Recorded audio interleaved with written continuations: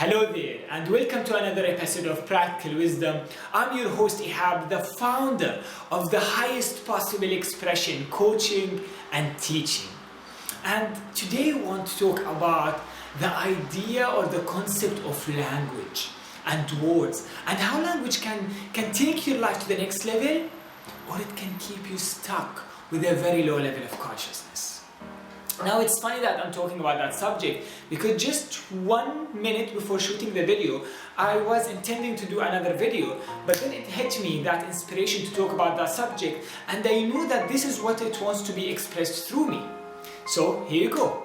So back to the subject, why language has the ability to take your life to the next level or keep you stuck with what I call the modern way of slavery.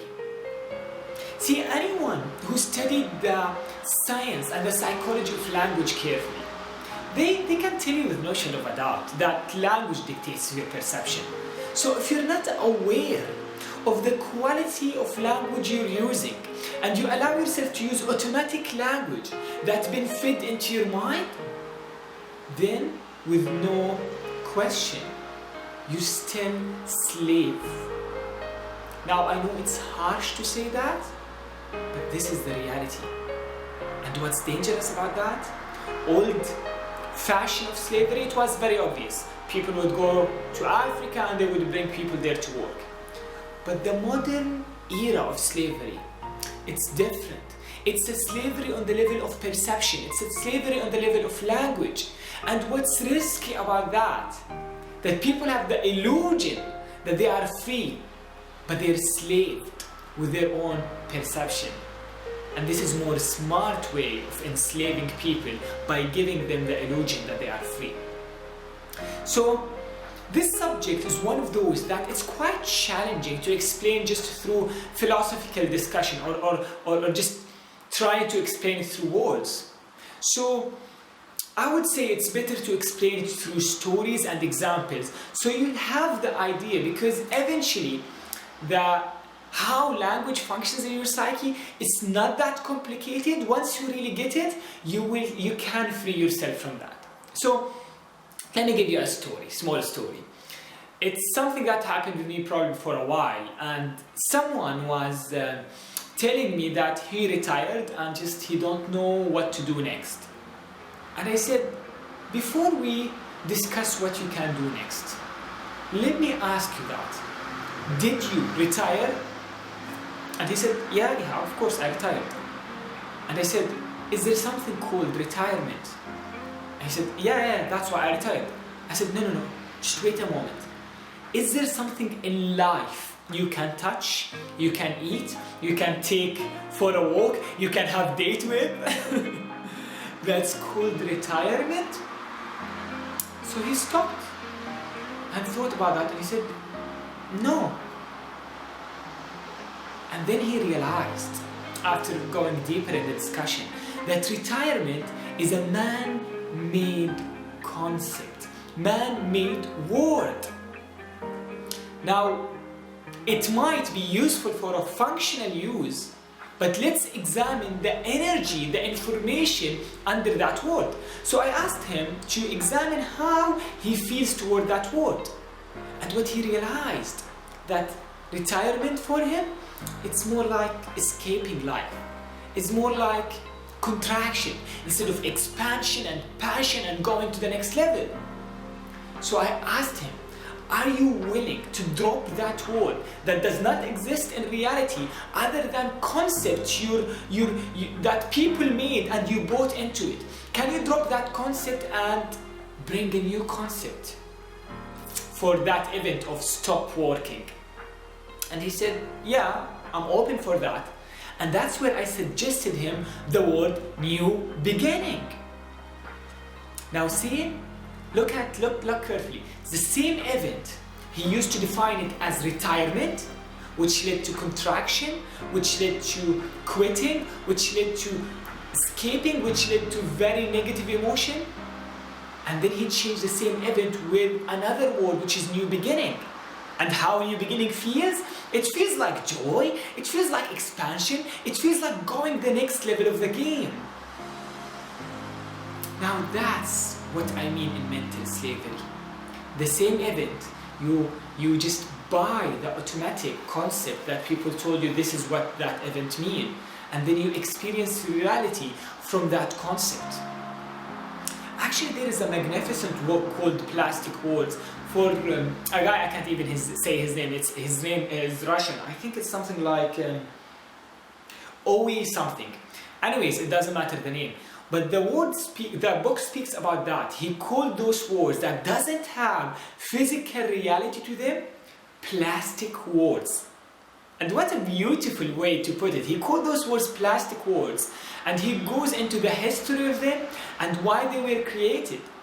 And what's shocking, when you realize why those words are created, and if you track it back, you realize it was created by someone who has their own agenda, self-interested agenda. And then people start to use it as normal, as it's just part of life, not realizing that that word or those words are still plastic. It doesn't have physical reality to it. Now, you might not be retired, but what about the other words, plastic words, that are dictating your life, that are enslaving your consciousness? Let me give you a very common example. What about the word work?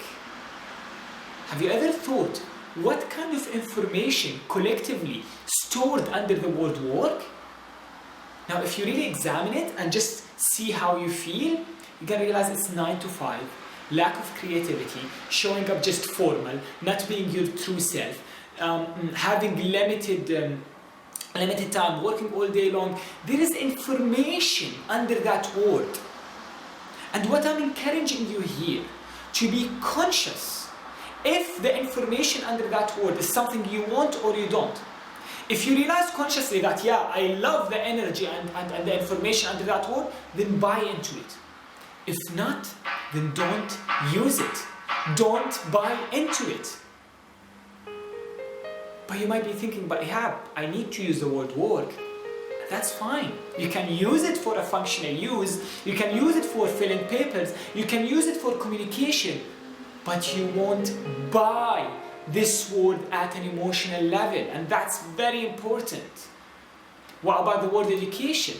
We have a certain idea of education, which is collecting information we don't care about any subject for the sake of getting marks, for the sake of passing. That's why most people, when they finish their uni, they don't study anymore, because they still associating studying and education from the university point of view. So again, I encourage you to drop those concepts and build your own concepts. And that's something I teach for my clients.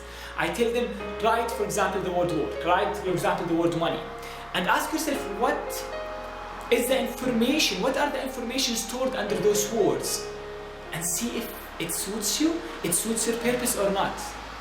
And then create your own meaning for those words or change them completely. So I ask them, ask yourself, what's the highest possible expression of the word work to me?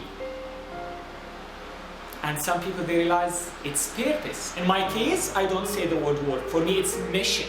That's why I feel different towards work, because it's not work anymore, it's mission. What about the word relationship? For me, it's growth. What about the word money? For me, it's ease. So I don't buy anymore into the collective information under those words, and I examine them consciously and then choose my own definition. And that's how you free yourself. That's how you free your perception. And that's how you create a new reality, by changing the definitions you have inside your head, inside your mind.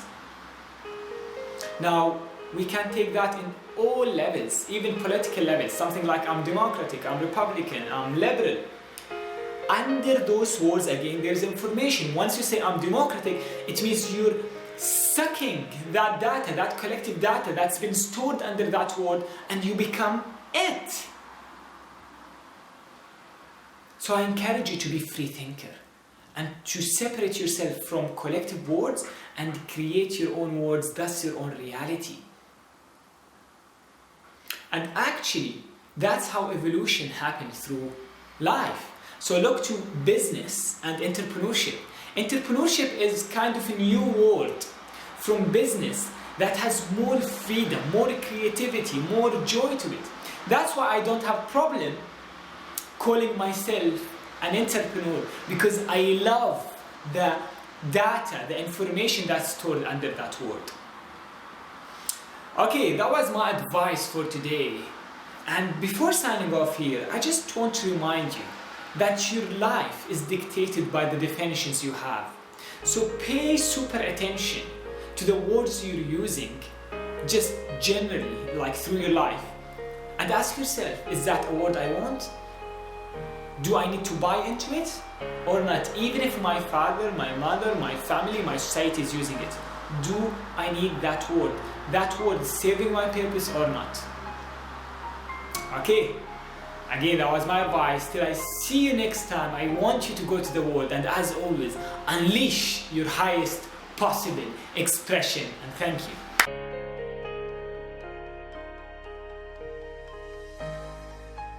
Hello again.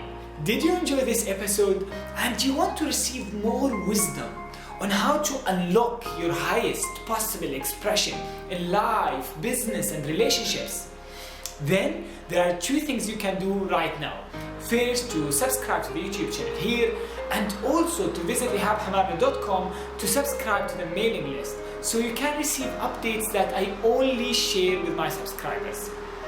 Till I see you next time, have a great day and thank you.